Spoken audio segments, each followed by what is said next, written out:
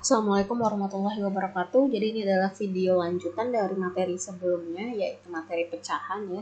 Jadi di video kali ini saya akan membahas tentang bilangan desimal dan bilangan persen ya, dan keterkaitannya dengan bilangan pecahan yang sudah saya bahas di video selanjutnya.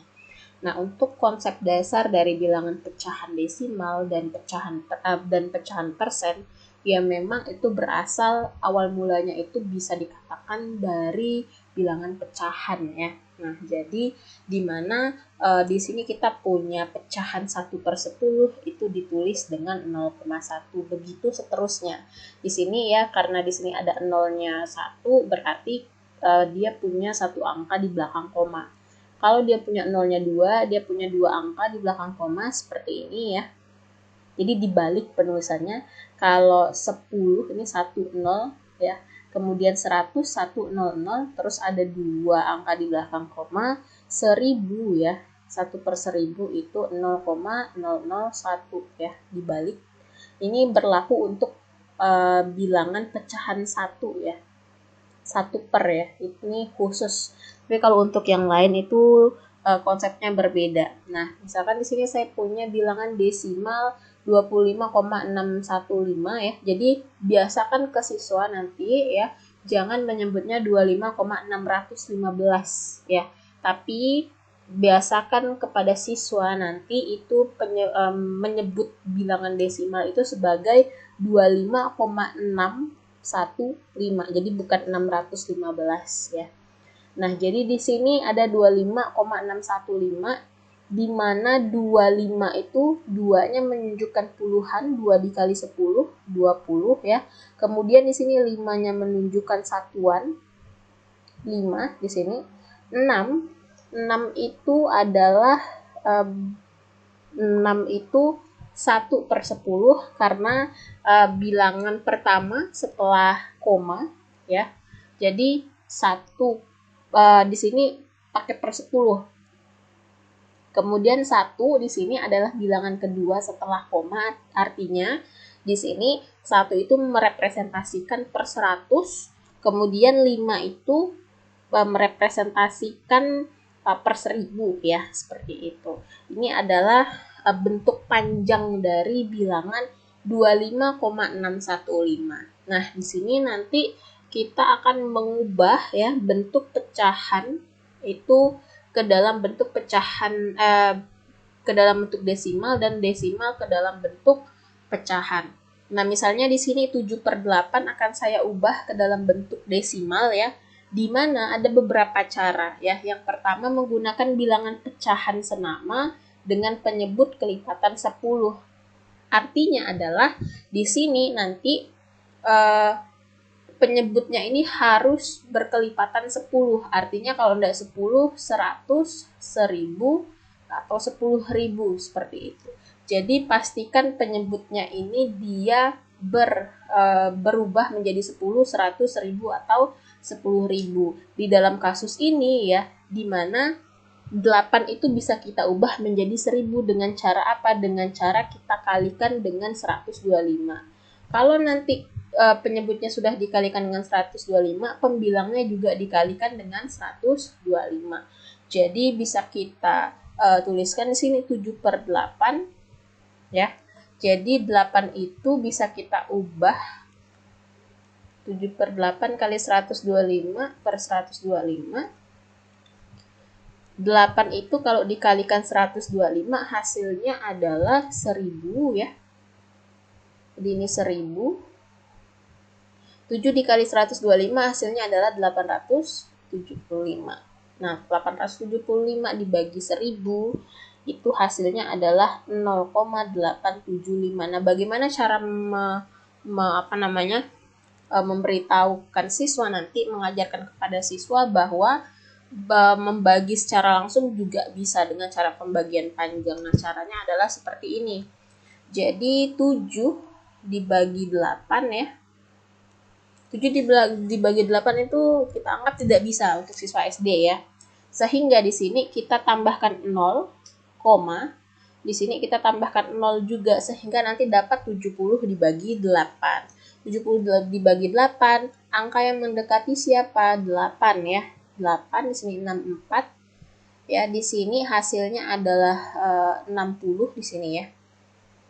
6 ya. 6 bagi 8 nggak bisa, tapi tambahkan 0. Tapi tidak usah dikasih koma lagi gitu cara mengejarnya. 60 dibagi 8. 60 bagi 8 itu 7 ya. Di sini ini 56 yang paling mendekati ya. Ini 40. Jadinya nanti tambah 0 hasilnya adalah 50,875. Nah, kalau per 1000 seperti ini agak lebih mudah mengajarkan ke siswa. Jadi 875 dibagi 1000 artinya apa? Karena ada 3 angka di belakang. Ada 3 0 di sini ya, 0, 1, 2, dan 3 di sini.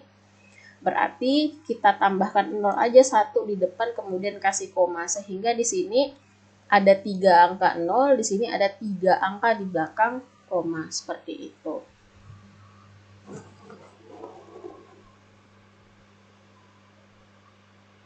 Nah, kemudian ini pecahan campuran ya. Untuk pecahan campuran kalau diubah ke dalam bentuk desimal, bilangan utamanya itu tetap ya. Ini artinya 43/4, 4 ditambah 3/4. Nah, yang akan kita ubah nanti yang si pecahan biasa ini. Yang 3/4 yang ini ya, 3/4 dikali ya. Tadi saya bilang penyebutnya itu wajib di kelipatan 10, 100, 1000 seperti itu.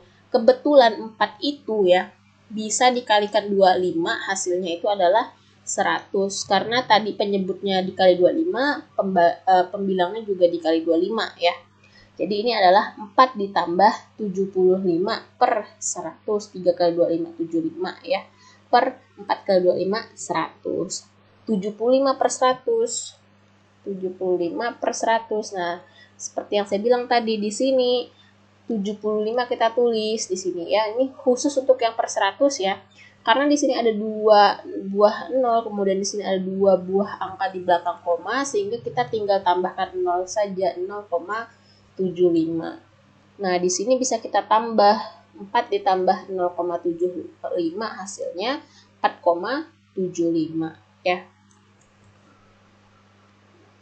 Itu cara mengubah ya. Kemudian di sini saya langsung ke operasi ya.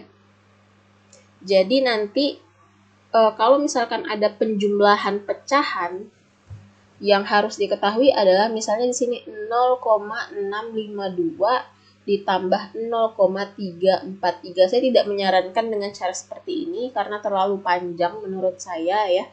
Tapi ajarkan ke siswa itu untuk kalau penjumlahan desimal letak komanya itu bawah dan atasnya itu harus sama ya. Jadi nanti ini hasilnya adalah 5, 9, 9, komanya diturunkan dulu. Nah, ini hasilnya adalah 0,995. Nah, ini kan sama-sama 3 angka di belakang koma ya. Bagaimana kalau misalnya itu tandanya berbeda? Misalnya contohnya seperti ini. Misal 0,75 ditambah 0,245 misalnya. Nah, nanti pastikan tidak ada kesalahan ya, tidak ada kesalahan di sini, di mana tadi saya bilang komanya itu dia harus pas atas dan bawah, harus pas. Jadi sama-sama letakkan komanya, dia tempatnya harus sama seperti ini, baru boleh ditambah ya. Jadi ini langsung saja 5, ini 9, ini 9,0, 0,995 seperti itu. Ini adalah tahap yang benar. Nah, jangan sampai nanti siswa seperti ini. 0,245 ya. Biasanya kan untuk penjumlahan di sini ya.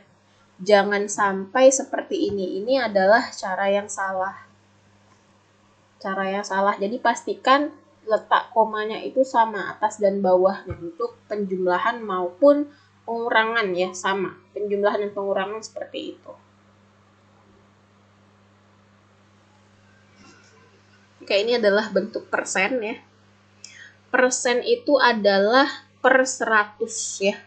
bilangan pecahan per 100. Jadi persen ini agak lebih sedikit mudah karena memang dia penyebutnya adalah per 100.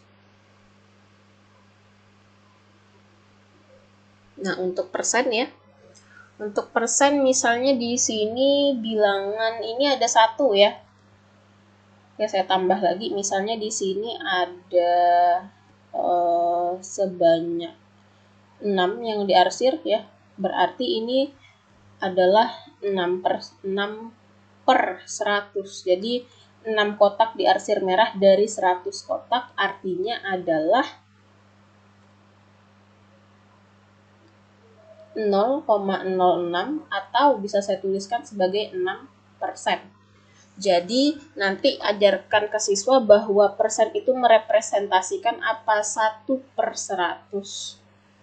Jadi persen itu per 100. Diingat baik-baik per 100. Nah, nanti di sini setelah ini akan saya berikan contoh ya, contoh soal cerita ya, contoh soal cerita bagaimana menyelesaikan soal-soal bentuk pecahan, desimal, dan persen yang ada pada tingkat SD ya, dan juga pada tingkat yang lebih tinggi ya sedikit, karena ini saya pengen melihat bagaimana kemampuan mahasiswa sekalian dalam materi ini ya. Jadi memang ada materi dasar dan materi yang untuk tingkat agak sedikit susah untuk mahasiswa ya terkait dengan materi dasar ini, karena materi bentuk pecahan, desimal, dan persen itu merupakan materi matematika dasar yang memang biasanya digunakan untuk P3 dalam CASN, kemudian dalam ujian BUMN, ujian tingkat-tingkat kerja atau tingkat-tingkat masuk universitas seperti itu. Jadi saya ingin melihat kemampuan mahasiswa sendiri sudah sampai mana terkait dengan materi ini. Oke, baik, video kedua kali ini sampai di sini. Selanjutnya nanti di video ketiga akan saya jelaskan tentang materi perbandingan ya, perbandingan dan skala. Terima kasih atas perhatiannya. Assalamualaikum warahmatullahi wabarakatuh.